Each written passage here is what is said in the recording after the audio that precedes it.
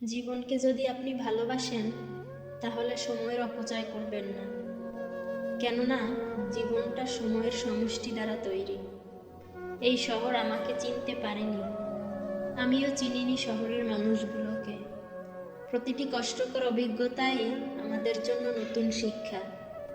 কিছু অনুভূতি লিখেও প্রকাশ করা যায় না, একাকিত্বের অন্তরালে থেকে যায় নীরবতা।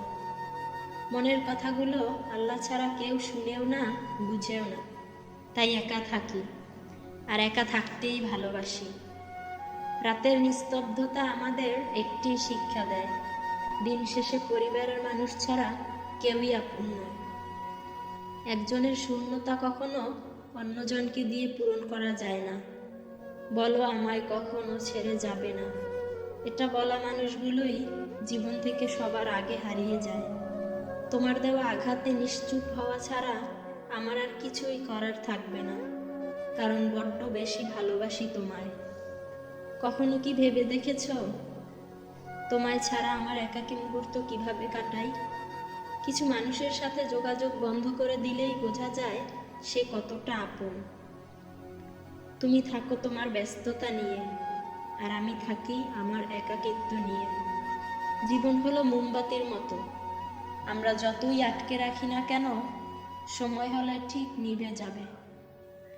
আমরা আসলে নিজে থেকে কারো দুঃখ বোঝার চেষ্টা করি না, উল্টো তার সঙ্গে খারাপ ব্যবহার করি।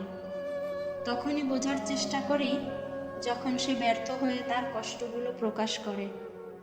যার অতীত বলতে কিছু নেই, তার ভবিষ্যৎ বলতেও কিছু নেই। পৃথিবীর যোগ্যতম মানুষটি সুন্দরীর বক্ষে মাথা রেখে ঘুমানোর অধিকার রাখে, বাকিরা সব খরচের খাতায়। তাই নিজেকে যোগ্য করে গড়ে তুলুন, সময়ের অপচয় না করে সময়ের সঠিক ব্যবহার করুন। আমরা প্রথমে আমাদের অভ্যাসগুলোকে তৈরি করি এবং তারপর অভ্যাসগুলো আমাদের তৈরি করে। হার মেনে নেয়ার নাম জীবন না, লড়াই করে বেঁচে থাকার নামই হলো জীবন।